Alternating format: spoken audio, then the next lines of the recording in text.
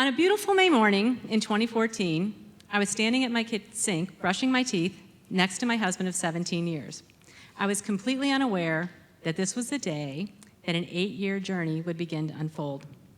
It had been about a month prior that an off-the-cuff comment turned me into Magnum PI. My marriage was unhappy, but was there more going on than I knew? A few hours after rinsing my mouth, I was taking a picture of his truck in her driveway. Oh, yeah. Yeah, you better believe it. Texting him the proof and driving away. You can imagine the rapid-fire emotions that were going through my head as I drove away. It was fierce anger, sobbing sadness. I was kind of relieved, shocked, but always back to anger.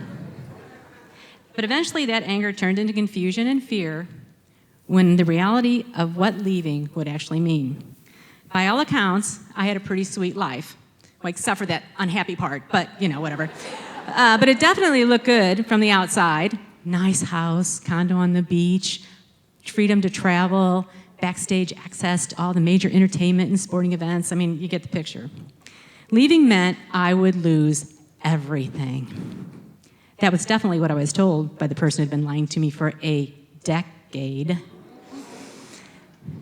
I lost sight of what really matters, and my traumatized brain decided to do what it thought it needed to do, and I stayed put and tried to fix my marriage. I'm a little sad to say it took me 3.5 years to ultimately learn that there was a limit to the amount of lies I can handle. I still remember vividly being on the phone, listening to another conversation and story that I knew for a fact was completely false.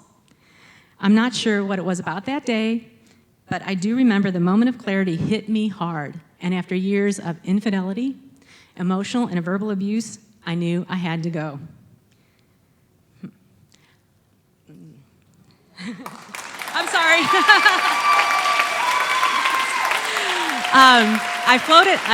I floated the idea of separation, hoping we could find a peaceful resolution, but you can believe me, that didn't really go well. So after that conversation, I knew leaving was going to be a covert operation. I didn't tell my mom. I didn't tell my siblings. I only shared my plan with my son, who was all for me leaving his stepdad, and all of 3 friends, and only one of those lived locally.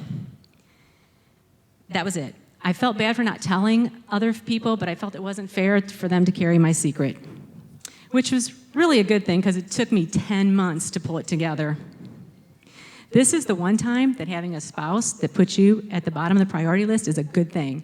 I made day trips 200 miles away to set up my new life.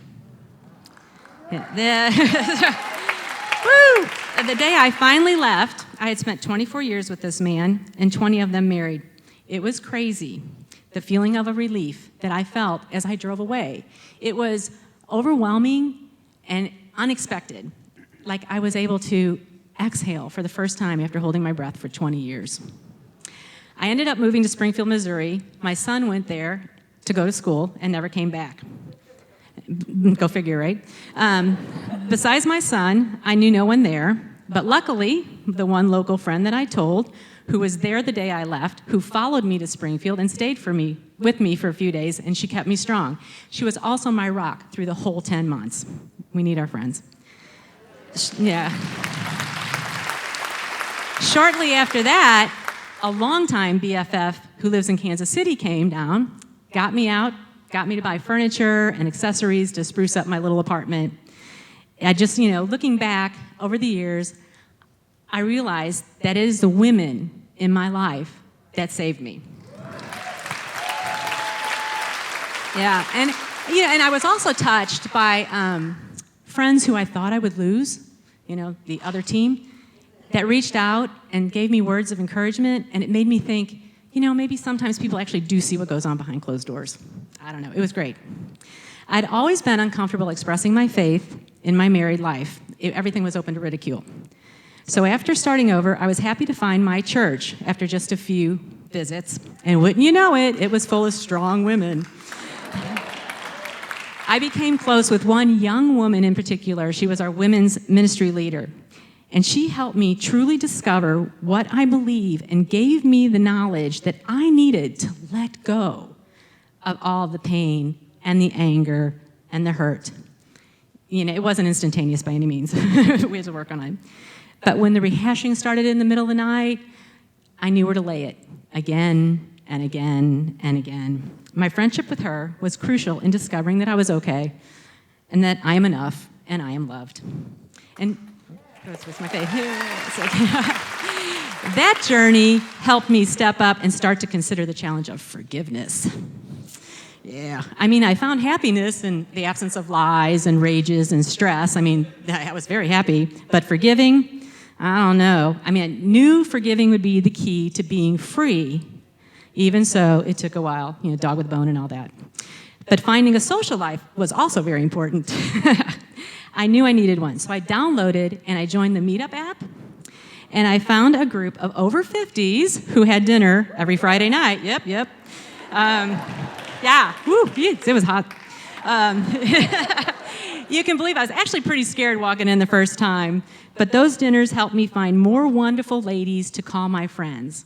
And these friends had the same battle scars that I've had. And when you share that in common, it creates a quick and true bond.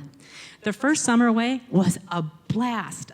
These friends were dancers, some of them were dancers, and they invited me to go along. I'm like, oh yeah, sure, I'll go dancing.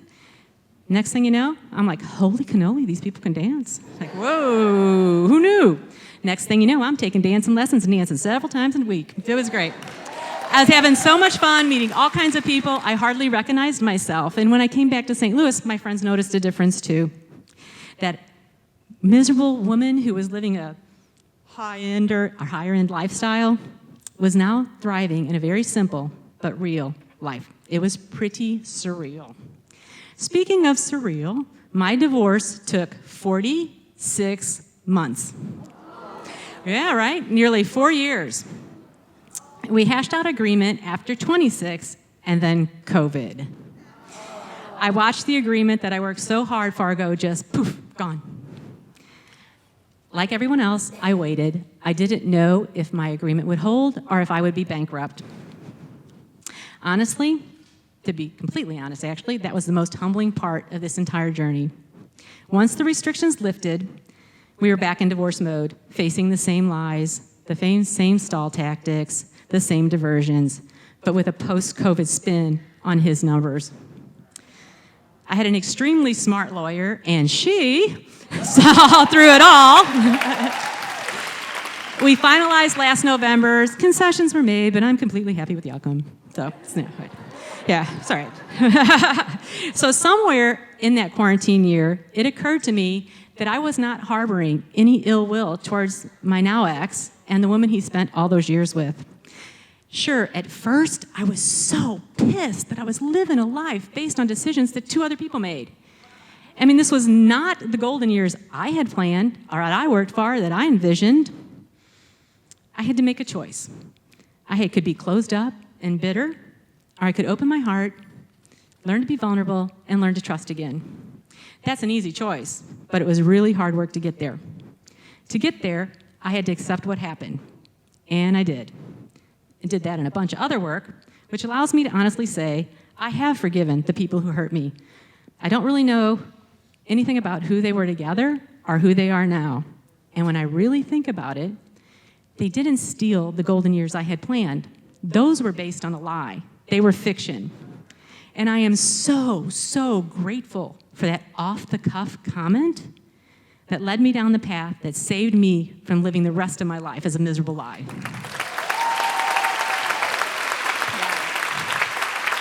My life now looks so different. I'm very happy, I'm very content, and again, very grateful for it all.